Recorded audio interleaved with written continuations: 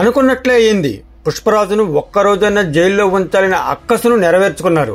దేవుడు వరమిచ్చినా పూజారి మోకాలడ్డు పెట్టాడన్న సామెత మాదిరిగా సాక్షాత్తు రాష్ట్ర అత్యున్నత ధర్మాసనం బెయిలిచ్చినా సరే టెక్నికల్ సాకులు చూపి ఎట్టకేలకు శుక్రవారం రాత్రి జైల్లోనే సినీ నటుడు అల్లు అర్జున్ ను ఉంచారు. సాయంత్రం 6 గంటలకు దేశమంతా వినే విధంగా తీర్పును హైకోర్టు వెలువరించింది. ఆన్లైన్ లో కూడా పెట్టింది. అయితే అందులో సరిగా వివరాలు లేవంటూ సాకులు చూపి ఏ రాజకీయ శక్తి ప్రాపకం కోసమో అల్లు అర్జున్ కు బెయిల్ ఉన్నా సరే జైలులోనే ఉంచేశారు.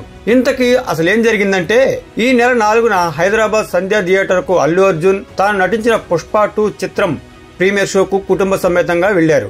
ఆ సమయంలో అక్కడ తొక్కిసలాట చోటు చేసుకోవడంతో రేవతి అనే గృహిణి చనిపోయింది. దానికి సంబంధించి పోలీసులు సుమోటోగా కేసు నమోదు చేశారు. అందులో A11 గా అల్లు అర్జున్ పేరును చేర్చారు. విచారణ అనంతరం శుక్రవారం ఉదయం బంజారా హిల్స్ లోని అల్లు అర్జున్ నివాసానికి పోలీసులు చేరుకుని ఆయనను అరెస్ట్ చేశారు. నేరుగా బెడ్రూమ్ లోకి వెళ్లి అదుపులోకి తీసుకున్నారు. అనంతరం గాంధీ వైద్యశాలలో వైద్య పరీక్షలు నిర్వహించి నాంపల్లి కోర్టులో హాజరుపరిచారు. 14 రోజుల పాటు కోర్టు రిమాండ్ విధించింది. ఈ కేసులో అల్లు అర్జున్ A11 గా ఉన్నారు. అదే సమయంలో హైకోర్టులో అల్లు అర్జున్ తరఫు న్యాయవాదులు క్వాష్ పిటిషన్ దాఖలు చేశారు. సాయంత్రం 5 గంటలకు బెయిల్ మంజూరు చేస్తున్నట్లు హైకోర్టు తీర్పు వెల్లడించింది.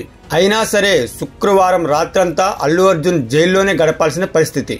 శనివారం ఉదయం 7 గంటల తర్వాత విడుదల చేస్తామని జైలు అధికారులు శుక్రవారం అర్ధరాత్రి సమయంలో ప్రకటించారు.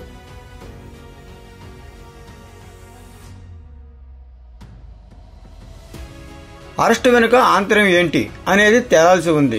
తాము ముందుగానే పోలీసులకు సమాచారం ఇచ్చినా ఈ నెల 2వ తేదీన తాము ఏసీపీకి పుష్ప 2 సినిమా ప్రీమియర్ షోకు హీరో అల్లు అర్జున్ తో పాటు చిత్ర యూనిట్ కూడా వస్తుందని బందోబస్తు కల్పించాలని లేఖలో రాసినట్లు సంధ్యా థియేటర్ యాజమాన్యం స్పష్టం చేసింది.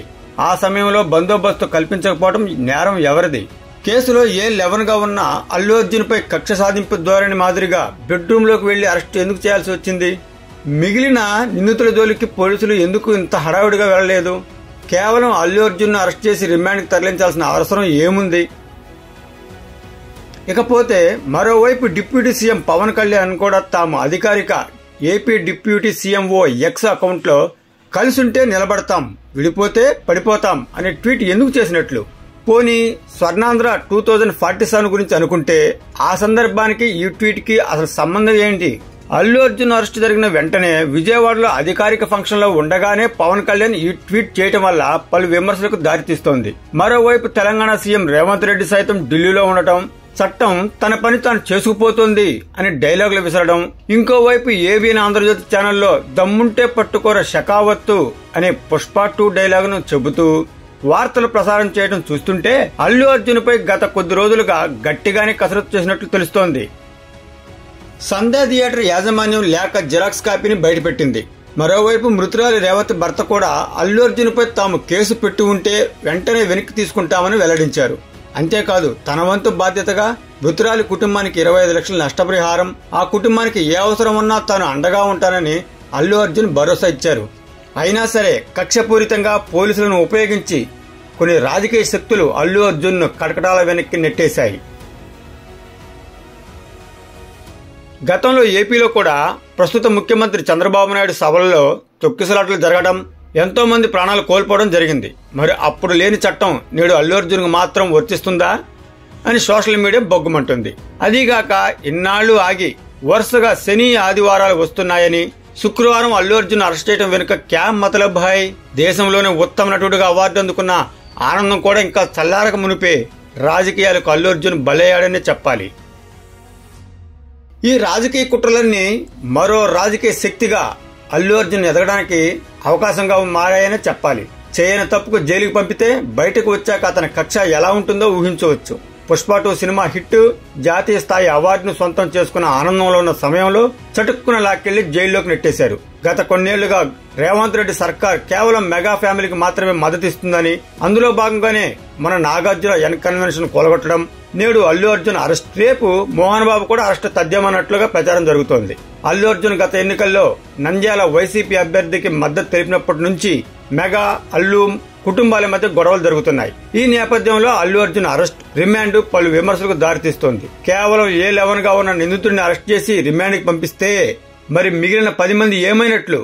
అంతా తెలంగాణ, ఏపీ సర్కారు పెద్దలకే తెలియాలి. ముందు తనకు తెలియదన్నారు. తర్వాత తూచ్, హోంశాఖ నా వద్దనే ఉంది, ఆ కేసు ఫైలు నా వద్దనే ఉంది అని ఒక మహిళ చనిపోతే జరగని చర్చ, రాద్ధాంతం, కేవలం ఒక సినిమా నటుడు ఒక్కరోజు జైల్లో ఉంటే నోటుకొచ్చినట్లు మాట్లాడుతున్నారంటూ తెలంగాణ సీఎం రేవంత్ రెడ్డి ఘాటు వ్యాఖ్యలు చేశారు. సినిమా చూడాలంటే నేరుగా కారులో వచ్చి చూసి వెళ్లాలే కానీ ర్యాలీ చేయడం వల్ల ఒక మహిళ మృతి చెందిందని అల్లు అర్జున్ అరెస్టుపై సమర్థించుకున్నారు. తనకు తెలిసే పోలీసులు అల్లు అర్జున్ ను అరెస్ట్ చేశారని చెప్పారు. అల్లు అర్జున్ భార్య తమకు బంధువని, కానీ చట్టం ముందు అందరూ సమానమేనని, అందుకే ఈ కేసులో అల్లు అర్జున్ ను అరెస్ట్ చేశామని స్పందించారు. ఇంతవరకు ఓకే, మరి బందోబస్తు కోసం సంధ్యా థియేటర్ యాజమాన్యం పోలీసులకు లేఖ రాసిన విషయం, దానిపై పోలీసులు ఇచ్చిన అక్నాలెడ్జ్మెంట్ గురించి సీఎం రేవంత్ రెడ్డికి తెలియదా? చట్టం అందరికీ సమానమే అన్నప్పుడు తనను గతంలో కేసీఆర్ సర్కార్ అరెస్ట్ చేసినప్పుడు ఈ సూత్రాలు గుర్తుకు రాలేదా?